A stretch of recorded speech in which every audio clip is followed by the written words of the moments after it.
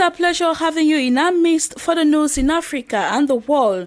We open today's edition in Guinea, where tensions and anti-government protest has again erupted in the streets of Guinea's capital as the national strike became the latest weapon to be used against President Alpha Conde. Protesters in Conakry have been demanding he reverse his plan to seek a third term in office, led by the coalition opposition groups calling itself the National Front for the Defense of the Constitution. People threw rocks and barricaded roads while police fired tear gas and using slingshots to repel the crowd back. As a result, many shops were being closed, disrupting the daily activities of the population. Demonstrators began after Alpha Conde announced plans for constitutional reform last October. Meanwhile, Guinea's current constitution allows a maximum of 2 presidential terms. Conde wants to extend that. His government will hold a referendum or march on removing the 2-term restriction. Opposition parties have threatened to boycott the vote and continue to rally until the decision is called off. The protest began last October and 30 people have been reported dead so far. Another massacre in the town of GUINEA in the Democratic Republic of Congo has killed at least 12 people. The Allied Democratic Forces, a rebel group, is suspected of carrying out an ambush attacking victims with machetes and guns. 12 other people are said to be missing or kidnapped by the rebels. Family members are angry and frustrated, equally worried about the situation that's reoccurring. GUINEA, northeast of the DRC, has been exposed to the Ebola outbreak since 2018. The latest attack has forced shops and markets to close. Panicked residents are leaving to find safety. Hundreds of thousands have fled their homes in the Beni region during the last 2 months, according to the United Nations Refugee Agency. The mayor of Benin said the outbreak of Ebola in GUINEA is going under control, but in Benin is still active. The UN has doubled their efforts in those areas, including conducting a lot of patrols to ensure the protection of civilians throughout. Tensions have escalated since December, but the Congolese army, alongside with the UN peacekeepers and the local militia, led an offensive against Allied Democratic fighters. In order to strengthen bilateral relations between Canada and Senegal, Canada's Prime Minister Justin Trudeau has paid a visit to Senegal this February 12. He was welcomed by Senegalese President Macky Sall, who pledged his support for Canada's bid for seats on the United Nations Security Council. His visit is marked by a series of events to further the two countries' already strong ties through the Francophonie. By discussing and promoting other areas such as trade and investment, peacekeeping and democracy, gender equality and climate change. In one of the key discussion points, Prime Minister Trudeau raised Senegal's criminalization of homosexuality. The exchange between Trudeau and Senegalese President Macky Sall highlighted the impasse the United States, Canada and other Western nations have had in persuading Senegal and most African countries not to jail gays and lesbians. The Senegalese president said his country respected human rights, but he emphasized that no changes on laws regarding homosexuality will be forthcoming.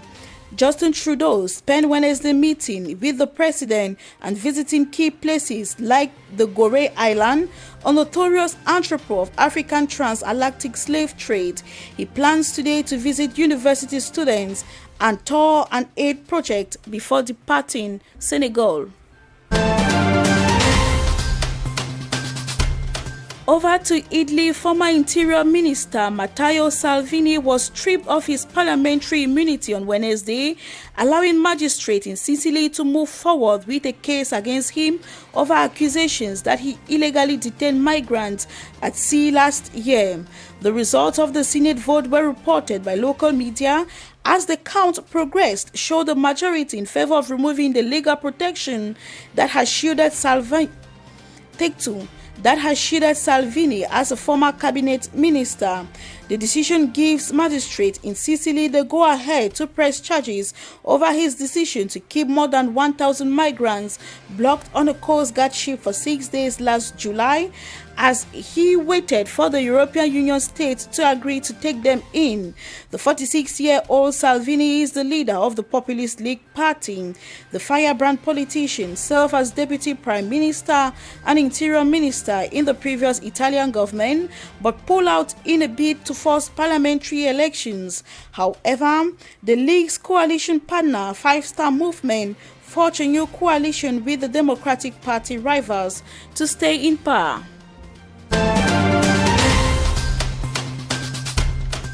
U.S. President Donald Trump is pressing his Attorney General William Barr over Barry's Justice Department took the unusual step of recommending a reduced sentence of Trump ally and close friend Roger Stone.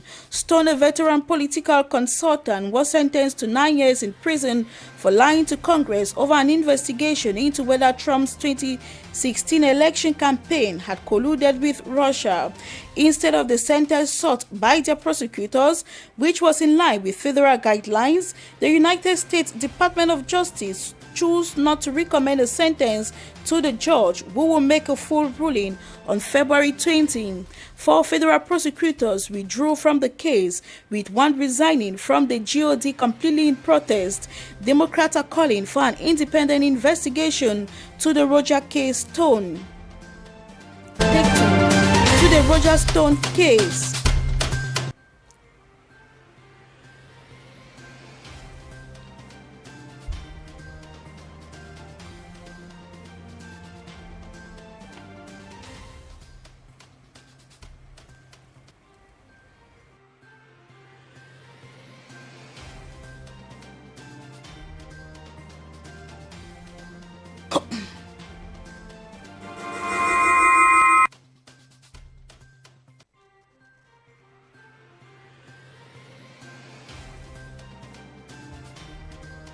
U.S. President Donald Trump is praising his Attorney General.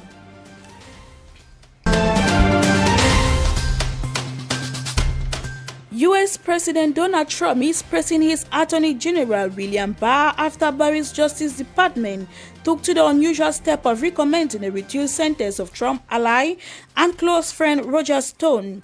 Stone, a veteran political consultant, was sentenced to 9 years in prison for lying to Congress over an investigation into whether Trump's 2016 election campaign had colluded with Russia.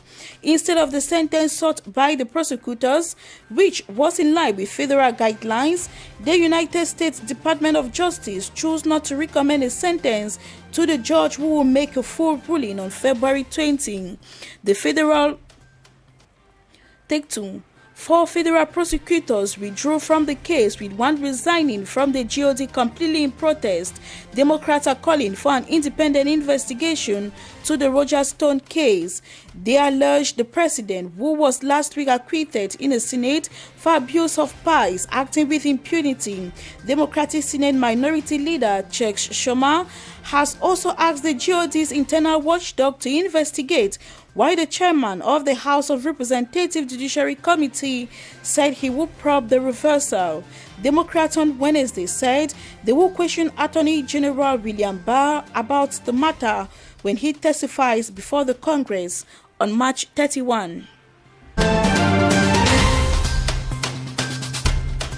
In Venezuela, opposition leader Juan Guaido returned to Venezuela on Tuesday after an international support-building tour and called on the people in the crisis-racked nation to keep pushing back against President Nicolas Maduro.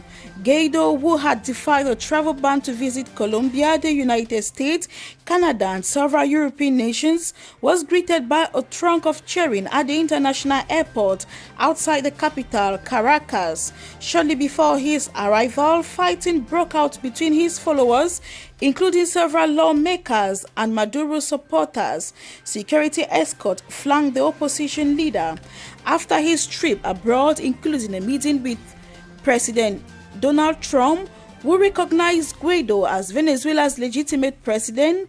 Guaido promised new sanctions against the dictatorship and called for renewed protest. The young opposition leader is hoping to relaunch a march movement in Venezuela against Maduro, vowing the president's 2018 re-election in a vote many claim was rigged. However, Maduro retains the support of Venezuela's powerful military and has resisted Guaido's challenge even as the U.S. ramps up the pressure.